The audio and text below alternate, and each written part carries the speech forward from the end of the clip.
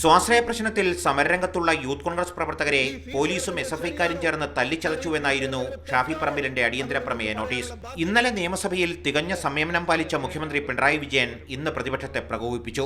മഷിക്കുപ്പിയുമെടുത്ത് ഷർട്ടിൽ പെരട്ടി ഞങ്ങളെ ആക്രമിച്ചിരിക്കുന്നുവെന്ന് പറയാനുള്ള ലജ്ജാകരമായ നിലപാട് സ്വീകരിച്ച ഒരു കൂട്ടര്. മുഖ്യമന്ത്രി പരാമർശം പിൻവലിക്കണമെന്നാവശ്യപ്പെട്ട് പ്രതിപക്ഷം നടുത്തളത്തിലിറങ്ങി. പോയി പണി നോക്കാനായിരുന്നു പിണറായിയുടെ മറുപടി. ഒരു പിൻവലിക്കലും നടക്കാൻ പോകുന്നില്ല, അതൊന്നും നടക്കാൻ പോകുന്നില്ലല്ലോ, പോയിട്ട് വേറെ പണി നോക്കില്ല.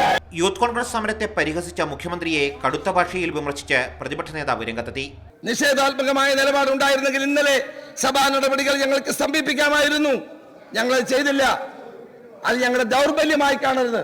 ഞങ്ങളെ പ്രകോപിപ്പിച്ച് അപമാനിക്കാൻ ശ്രമിക്കുകയാണെങ്കിൽ സാർ, അതൊരിക്കലും ഭൂഷണമായ നടപടിയല്ല. ബാനറുകളും പ്ലക്കാർഡുകളുമായി പ്രതിപക്ഷം വീണ്ടും നടുത്തളത്തിലിറങ്ങി. പ്രതിപക്ഷ ബഹളത്തെ തുടർന്ന് നടപടികൾ വേഗത്തിൽ പൂർത്തിയാക്കി നിയമസഭ ഇന്നത്തേക്ക് പിരിഞ്ഞു.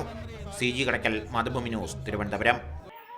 സ്വാശ്രയ കരാർ റദ്ദാക്കണമെന്നാവശ്യപ്പെട്ടുള്ള സമരത്തിനിടെ കഴിഞ്ഞ ശനിയാഴ്ചയാണ് യൂത്ത് കോൺഗ്രസ് പ്രവർത്തകർ മുഖ്യമന്ത്രിയെ കരിങ്കൊടി കാണിച്ചത്. എന്നാൽ ചാനലുകൾ വാടകയ്ക്കെടുത്തവരാണ് തന്നെ കരിങ്കൊടി കാണിച്ചതെന്ന ഗുരുതരമായ ആരോപണം മുഖ്യമന്ത്രി ഇന്ന് നിയമസഭയിൽ ഉന്നയിച്ചു. ഞാൻ വ്യക്തമായി ധരിക്കുന്നത് ഇതേതോ ചാനലുകാര് വാടകയ്ക്കെടുത്തവരാണ്. ഏതോ ചാനലുകാര് കാണിച്ച കാര്യമാണിത്. ശ്രീ ഷാഫി, ഏതോ ചാനലുകാർക്ക് വേണ്ടി ആളുകളെ വാടകയ്ക്കെടുത്തത് ഏത് ചാനലുകളാണെന്നോ എന്തിനു വേണ്ടിയാണെന്നോ മുഖ്യമന്ത്രി നിയമസഭയിൽ പറഞ്ഞില്ല. മുഖ്യമന്ത്രിയുടെ ആരോപണങ്ങൾ തരംതാണതാണെന്ന് പ്രതിപക്ഷ നേതാവ് പ്രതികരിച്ചു. ഈ സഭയ്ക്ക് ഒരു അന്തസ്സുണ്ട്. മിസ്റ്റർ പിണറായി വിജയൻ തെരുവിൽ സംസാരിക്കുന്ന പോലെ ഇവിടെ സംസാരിക്കുന്നത് സാർ, വളരെ മഹാന്മാരായ ആളുകൾ ഇരുന്നൊരു കസേരയിലാണ് പിണറായി വിജയൻ ഇരിക്കുന്നത് എന്നുള്ള ബോധം അദ്ദേഹത്തിന് ഉണ്ടാകണം.